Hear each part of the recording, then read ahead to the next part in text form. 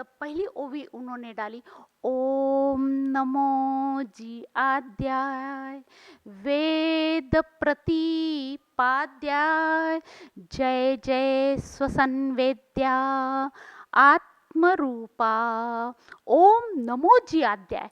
ओम नमो जी अध्याय यानी ओम और अध्याय, ये जब हमें समझेंगे तो हमें सही मायने में ज्ञानेश्वर जी का भगवान समझ में आएगा। तो हम देखेंगे कि ओंकार नाद कैसे प्रकट हुआ, ओंकार ध्वनि कैसी प्रकट हुई, जो ज्ञानेश्वर जी ने उनको नमस्कार किया है, और ये ब्रह्मांड क्या है, आद्य शक्ति का प्रकट कैसे हुआ, ये हम सब देखेंगे। अब पहले हम देखेंगे कि ब्रह्मांड क्या है। अब सही में तो ब्रह्मांड का कैलकुलेशन तो मेरे सदगुरु सोमानी सर ने ही कहना चाहिए, लेकिन मैं कोशिश करूंगी कि उन्हीं की कृपा प्रसाद से मैं कोशिश करने जा रही हूँ समझ के लिए। अच्छे से ध्यान से सुने। अब जो सूरज है, सूरज यहाँ से यानी हम पृथ्वी से सूरज कितनी दूर पे है, 9,30,00,000 मील। अब अगर इसका हम डेढ़पट करें तो 13 करोड़ किलोमीटर यहाँ से सूरज है। पृथ्वी से सूरज 13 करोड़ किलोमीटर दूर है। अब सूर्य का जो व्यास है यानी उसकी लेंथ, सूर्य का जो व्यास है वो 12-12.5 लाख किलोमीटर है, सूर्य का व्यास। अब सूर्य का जो परिघ है यानी डायमीटर, सर्कल, तो वो 30 लाख किलोमीटर है, सूर्य का परिघ। अब पृथ्वी का जो व्यास है वो 12,700 किलोमीटर, देखो बहुत छोटा है, यानी 9 पट सूर्य बड़ा है पृथ्वी से। 12,700 किलोमीटर इतना ही है, यानी सूर्य बहुत बड़ा है। अब सूर्य का जो वजन है वो है 19,68,68,00,000 महाशंख टन, यानी कैलकुलेटर तो फीका पड़ने वाला है, कौन सा तराजू ला सकते हैं उससे आप यानी कैलकुलेट कर सकते हैं। सूर्य देवता जो प्रदक्षिणा करते हैं, चक्कर डालते हैं एक दिन की, उसको कितना टाइम लगता है, 25 दिन 7 घंटे, इतना टाइम लगता है। 25 दिन 7 घंटे 48 मिनट एक चक्कर काटने के लिए इतना टाइम लगता है। और हम भगवान की अगर मंदिर में गए तो एक प्रदक्षिणा 1 मिनट में हो जाती है। सूर्य का अब हम देखेंगे तापमान कैसा है। सूर्य के जो ऊपर का तापमान है यानी ऊपरी सतह, वो कितना है, वो 600 डिग्री सेंटीग्रेड है ऊपर का तापमान। अंदर का तापमान यानी अंदर की जो सतह है उसका तापमान 1,00,00,000 सेंटीग्रेड है, यानी देखो कितना उष्णता है, सूर्य के अंदर जल रहा है सूर्य देवता। अभी सूरज का जो तापमान, जो पृथ्वी पे जो तापमान आता है, पृथ्वी का जो फेंक रहा है सूरज, वो 13 लाख किलोमीटर चिर के आता है 3 मिनट में, 13 लाख किलोमीटर। और वो भी ओजोन वायु जो लेयर है अंदर वायु, उससे कम से कम होके आता है अपने पास। अगर वो किरण डायरेक्ट आते ना तो हम बच ही नहीं सकते थे। ओजोन लेयर और कम से कम होके आता है, और 45 डिग्री में भी हम हाहा करते हैं, बाप रे कितनी गर्मी हो रही, कितनी गर्मी। बैठ नहीं सकते हम सूरज के पास, अगर सूरज बहुत नजदीक रहता था ना तो हम बैठ भी नहीं सकते थे। डायरेक्ट रेज अगर रहते थे तो हम जल जाते थे। थोड़ा सा हिस्सा होके आता है तो भी हम हाय हाय हाय करते हैं। सूर्य तापमान जो फेंकता है ना पृथ्वी पे, अगर उनका 1 स्क्वायर ले तो वो 10 लाख मेणबत्ती 1 सेकंड में जल सकती है अगर डायरेक्ट। इतना हॉर्स पावर रहता है, 1 वर्ग इंच में 60 हॉर्स पावर रहता है, तो उस पे देखो इंजन चलती है। अगर समझो सूर्य देवता नहीं है, सूरज नहीं है, तापमान नहीं, तो क्या होगा, 1 सेकेंड के लिए हमें तापमान यानी वो निर्माण करने के लिए टेम्परेचर तो 12,000 अरब टन कोयला जलाना पड़ेगा। 12,000 अरब टन कोयला। देखो अपने को कैसा फ्री में मिल रहा है सब कुछ। सूर्य देवता की कितनी महिमा है इसके ऊपर से हम समझ सकते हैं। अरबों सालों से तापमान दे रहा है, अरबों सालों से हमें दे रहा है। हम बहुत उसके ये है, बहुत समझना चाहिए कि हम उनका ऋण कैसे भिड़े सूरज देवता का। पृथ्वी से सूरज कितना दूर है, जैसे अगर हमने मेजर किया तो ये जो हॉल है, समझो ये हॉल से हमने विमान में उड़े, तो 1 घंटे में हम 600 मील कवर कर सकते, उड़ान भर सकते। 1 घंटे में 600 मील की उड़ान अगर हम भरेंगे तो सूरज पे पहुंचने के लिए हमें 18 साल लगेंगे। कितने? 18 साल। ये सूरज पृथ्वी से 9 पट बड़ा है, जैसे मैंने कहा। अब तारों के बारे में मैं कहना चाहूंगी। तारों के बारे में तो बहुत सारे गीत लिखे हैं, तारों पे, तारकाओं पे बहुत सारे गीत आते हैं। अब जो एक ज्येष्ठा नाम का जो तारा है उसे कहते हैं एंड्रोनिका निहारिका। ये तारा ये सब में नजदीक का तारा है। अब ये तारे जो है, अब ये नजदीक का तारा है, इसका ही कैलकुलेशन हम देखेंगे, बाकी तो तारे बहुत दूर दूर भी है। अब ये तारों का साइंटिस्ट ने किलोमीटर में नहीं दिया है, क्योंकि पॉसिबल ही नहीं किलोमीटर में देना। उन्होंने प्रकाश वर्ष में गणित किया है इसका। अब प्रकाश वर्ष क्या है ये मैं बताती हूँ। 1 सेकेंड में यानी 1 सेकेंड में 1,86,000 मील इतना है 1 सेकेंड, यानी 1 साल कितना, तो 58 खरब 80 अरब मील मील है, इतना दूर है। अब वो कैलकुलेटर ही लाना पड़ेगा, बहुत हार्ड है। कितने साल दूर है उन्होंने यानी प्रकाश वर्ष में गणित किया है। अगर इसका हम मल्टीप्लाई करते हैं, गुणाकार करते हैं, तो 200 कोटि प्रकाश वर्ष इतने दूर है तारे हमसे। अब जो ज्येष्ठा तारा है ये सब में छोटा तारा है। सूरज ये छोटा तारा है, लेकिन इसमें सूरज के बॉल यानी सूरज के बॉल जो मैंने कहा है सूरज के बारे में, इसमें 3 कोटि सूरज बॉल बैठ सकते हैं। ये छोटा तारा है, हालांकि इसमें 3 कोटि बैठ सकते हैं। कई तारे बड़े भी हैं इससे, लेकिन ज्येष्ठा ये छोटा है। अब साइंटिस्ट कहते हैं कि 10 अरब तारे हैं, ऐसी उन्होंने यानी कैलकुलेशन निकाला है कि भाई 10 अरब तारे हो सकते, यानी 10,000 कोटि हो सकते। नो जजमेंट, कोई उन्होंने परफेक्ट अंदाजा नहीं लगाया है, ऐसा उन्होंने जजमेंट लगाया। अब तारे तो है ही, आकाश गंगा है। आकाश गंगा अब हम देखेंगे, आकाश गंगा का थोड़ा व्यास देखेंगे।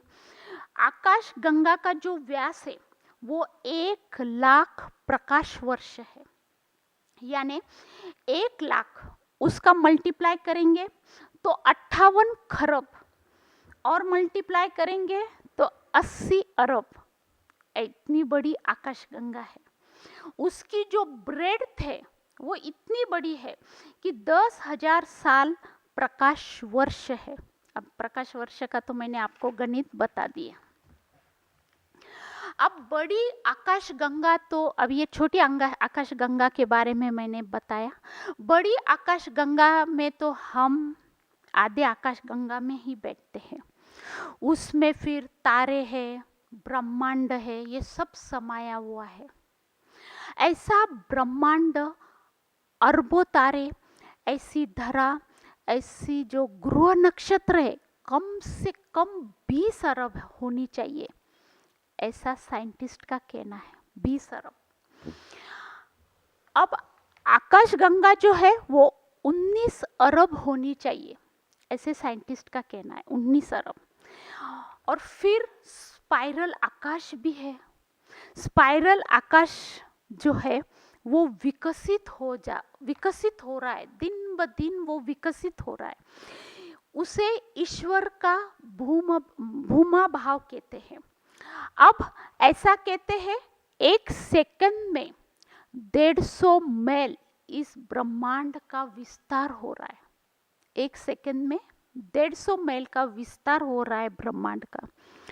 हर साल करोड़ों सूर्य जन्म लेते हैं और हर साल करोड़ों विश्व भी नष्ट होते हैं, यानी जन्म लेते हैं और नष्ट भी होते हैं। फिर जैसे निर्मित होती है और तो नष्ट भी होते हैं। हमारा सूरज बूढ़ा होने को जा रहा है, ऐसे साइंटिस्ट कह रहे हैं, यानी अभी जल्दी मरने वाला है, बूढ़ा हो रहा है तो मरने वाला है। तो भी 4.5 लाख साल लगने और चाहिए उसको, बराबर है। कलयुग, जैसे कलयुग खत्म होगा तो हमारा सूरज भी निकल जाएगा। इस वजह से वो ज्यादा प्रकाश छोड़ रहा है। हम ज्यादा प्रकाश छोड़ रहा है, ज्यादा तापमान छोड़ रहा है तो हम सहन नहीं कर पा रहे। 4.5 लाख साल कलयुग होगा, राइट। और फिर 5 लाख साल के बाद सूरज भी जाने वाला है। ऐसा ये फिर क्या होगा, ब्रह्मांड नष्ट होगा और वापिस नया ब्रह्मांड होगा। हम कहाँ जाएंगे पता नहीं। विश्वपति का ऐसा पसारा है, ये इतना बड़ा पसारा है, ये तो जजमेंट है। और कितना बड़ा ब्रह्मांड है ये बता नहीं सकते। हर ब्रह्मांड के जो स्वामी है ब्रह्मा विष्णु महेश, ये तपस्या करते हैं और तपस्या करने के बाद ही यानी ये ब्रह्मांड को वो संरक्षित कर सकते हैं, यानी वो जिंदा रख सकते हैं। ये ब्रह्मांड को वो सवार के रख सकते हैं। और फिर ही तप करने के बाद ही विश्वपति उनको फल देता है। और यही विश्वपति को ज्ञानेश्वर जी ने प्रार्थना की है, ओम नमो जी आद्याय वेद प्रतिपाद्याय। ये ओवी हम देखेंगे बाद में। लेकिन ये जो विश्वपति है, जिनके एक रोम पे अरबों ब्रह्मांड है, एक रोम पे, तो वो विश्वपति उनको जगाने के लिए क्यों? क्योंकि वो समाधिस्थ अवस्था में है। उनको जगाने के लिए माउली प्रार्थना कर रहे हैं, इसलिए माउली ने ओवी डाली है, ओम नमो जी आद्याय वेद प्रतिपाद्याय जय जय स्वसन वेद्या आत्मरूपा, ऐसे माउली कहते हैं। अब माउली लिखने जा रहे, विश्व ब्रह्मांड बचाने की उनको आज्ञा दी है, भगवान शंभू ने आज्ञा दी। और इस वजह से वो जगाने जा रहे विश्वपति को कि ये देव युग में परिवर्तित हो, ये भूमि जो है ये देव युग में परिवर्तित हो और मेरी प्रार्थना को तुम स्वीकार करो, ऐसे माउली कह रहे हैं। और पसायदान में उन्होंने गुरु प्रसाद में उन्होंने मांग के लिया और ये भी भगवान विश्वपति यानी भगवान शंभू ने, विश्वपति ने ये आशीर्वाद दिया कि ये होगा, जरूर होगा, ऐसा आशीर्वाद उन्होंने दिया। अब ये जो ज्ञानेश्वरी हमें बचाने वाली है, उनके प्रयोग, उनका साधना मार्ग और ये जो आध्यात्मिक शक्ति का जो वरदान ज्ञानेश्वर जी ने दिया है, वो तप उन्होंने जो दिया है, इसलिए वो कह रहे हैं, वो नमन कर रहे हैं कि मुझे आप मति दो, मुझे बुद्धि दो, मुझे सूझे, क्योंकि 16 साल का बालक है, इस वजह से मुझे प्रज्ञा दो कि मैं लिख पाऊँ, मैं कह पाऊँ, क्योंकि आप ही अगर बुद्धि देंगे, आप ही मेरे प्रज्ञा में आएंगे तो ही मैं कह पाऊंगा। इसलिए वो बस एक ओवी सामने डाली है, ओम नमो जी आद्याय। जैसे विश्व रचना के पहले क्या स्थिति थी, ब्रह्मांड कैसे निर्माण हुआ, ये अब हम देखने जा रहे हैं। और अनंत व्याख्या दी गई है, अनंत मतभेद रहा है, लेकिन हमने जो आधार लिया है वो नासदीय सूक्त का हमने आधार लिया है। कि उन्होंने बताया है कि कैसे ये ब्रह्मांड की उत्पत्ति हुई। लेकिन इसके पहले साइंटिस्ट क्या कहते हैं हम देखेंगे। अब साइंटिस्ट बड़े उत्साह से उन्होंने वो देखना चाहते थे कि ब्रह्मांड कैसे निर्माण हुआ, कैसी ये विश्व रचना थी और क्या हुआ था, ये आद्य शक्ति क्या है, ये देखना चाहते थे। इसलिए उन्होंने एक प्रयोग किया, उन्होंने एक थ्योरी सामने लाई। वो थ्योरी का नाम था बिग बैंग थ्योरी। और उन्होंने एक ऐसा प्रयोग किया, यंत्र से उन्होंने करोड़ों किलोमीटर जमीन को खोदा गया, यानी करोड़ों किलोमीटर, उन्होंने सैकड़ों किलोमीटर जमीन को खोदा और फिर ये जो अणु परमाणु का वो स्फोट करना चाहते थे। इसलिए उन्होंने इलेक्ट्रॉन्स न्यूट्रॉन्स को इस तरह से उन्होंने गति दी कि जिससे बड़ा स्फोट हो जाए। और बड़ा स्फोट हुआ, लेकिन वो कुछ भी नहीं देख पाए। वो इसलिए ये जो प्रयोग उन्होंने किया था वो फेल हो गया। अब वो फिर से प्रयोग करने वाले हैं, लेकिन जब भी वो प्रयोग सक्सेस रहेगा तब ओंकार नाद ही प्रकट हुआ, ये वो खुद भी बताएंगे। दूसरी बात, जब नासा में यान गए थे, यानी पहला यान, दूसरा यान, और कुछ मानव भेजे गए थे, तब वो मानव को भी कुछ अंतर पे ओंकार नाद ही गुंजायमान हुआ था, यानी ओंकार नाद ही सुनाई दिया था। अब जो नासदीय सूक्त मैं कह रही हूँ, नासदीय सूक्त ऐसा है। ये नासदीय सूक्त क्या है? इसमें एक छोटा बालक नचिकेता, एकदम 5-6 साल का बालक था, और उसके जो पिताजी थे उदयरक ऋषि थे, वो सिद्ध पुरुष थे। वो मंत्र जाप करते थे, गायत्री मंत्र जाप करते थे, साधना करते थे और बड़ा दान धर्म करते थे। वो होम हवन भी करते थे, यज्ञ याग भी करते थे, सिद्ध पुरुष थे। एक बार उन्होंने बड़ा होम हवन किया, और तब ऐसी पद्धत थी कि होम हवन के बाद वो दान धर्म करते थे, यानी ब्राह्मण को, आए वाले याचिका को वो दान धर्म करते थे। तब सुवर्ण दान करना, गोदान करना, ऐसी प्रथा थी। और वो बड़े श्रीमंत थे। गोदान, उनके पास बड़ी गैया थी, यानी बहुत सारी गैया थी, तो वो आए वाले याचिका को गैया दान करते थे और सुवर्ण दान भी करते थे। ये जो छोटा बालक था 5-6 साल का, वो रोज देखता था अपने पिताजी तो बड़े दान शुरू हो गए, रोज दान कर रहे। तो वो पिताजी के पास जाता था और बोलता था, पिताजी आप मुझे कब दान दे रहे, किसी को दान दे रहे। रोज जाता था, रोज बोलता था। एक बार उसके पिताजी जो युदरेक ऋषि थे, वो झुंझला कर आ गए, हाँ जा तुझे दान दे दिया। बोले तूने आपने मुझे किसको दान दिया? बोले तुझे यम धर्मराज को दान दे दिया। हालांकि छोटा बालक था, यम धर्मराज को तो जानता नहीं था। तो बोले यम धर्मराज के पास मैं कैसे जाऊं, जा यमपुरी में। खुद का तपोबल तो था ही, और वो आराधना उसकी काफी थी, करता था, और तप करने के कारण से वो जा पहुंचा यमपुरी में। अब यमपुरी में तो किसको एंट्री नहीं, बड़ा दरवाजा था, न वो अंदर जा पा रहा था। 2 सैनिक खड़े थे। 3 दिन तक वो रहा, भूखा प्यासा वैसा ही रहा।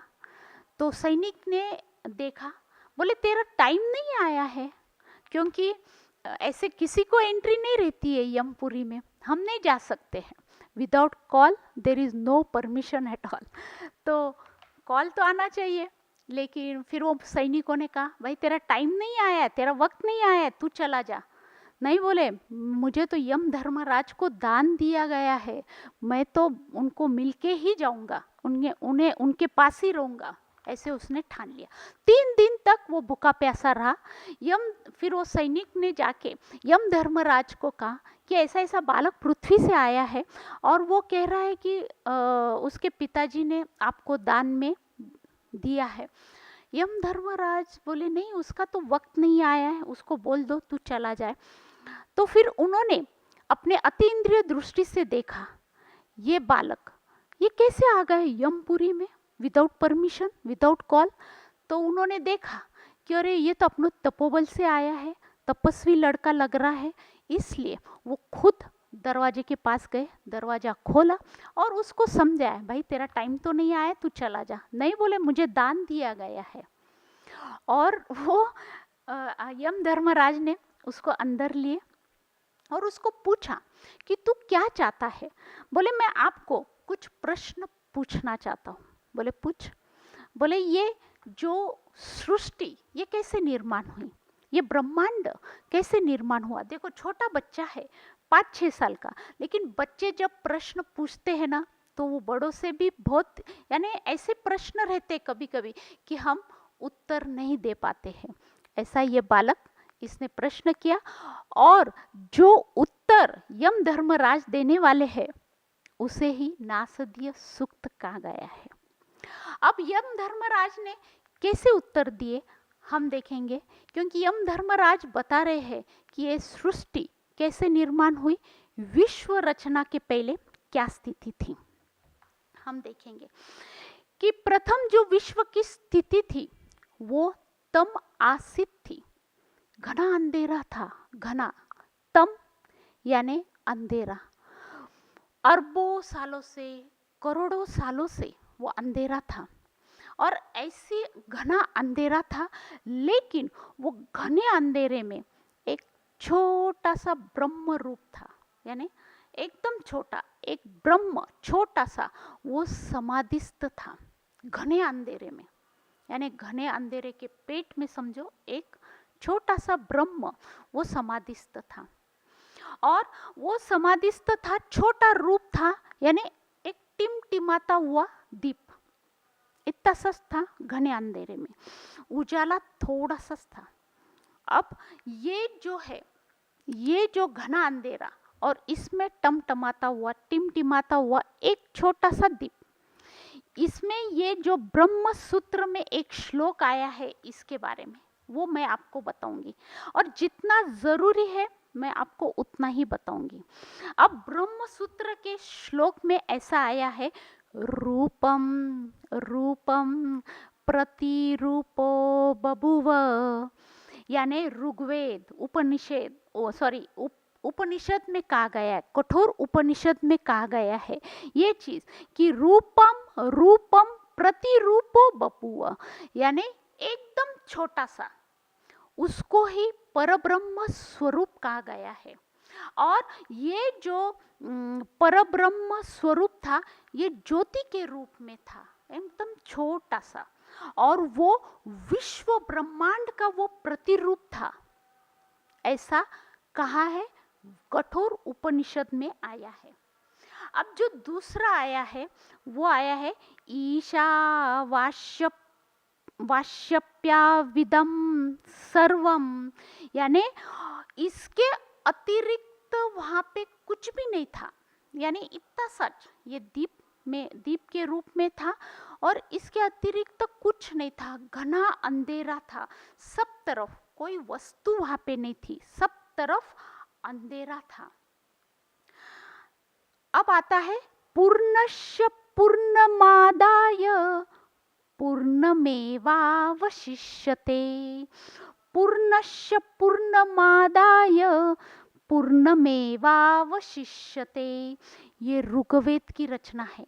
ऋग्वेद में क्या आया है इसके बारे में, तो ऋग्वेद कहता है ये व्यक्त रूप में नहीं था, ये जो परब्रह्म जो स्वरूप था छोटा सा, ये अव्यक्त रूप में था, व्यक्त रूप में नहीं था, ये असद रूप में था, नसद रूप में नहीं था, ऐसा ऋग्वेद में आया है। और कहते हैं ना मृत्यु ना अमृत, उस वक्त कोई मृत्यु किसी की नहीं थी और ना अमृत था, ये तो बाद में अमृत आया, तब कुछ भी नहीं था, ये सब बाद में निर्माण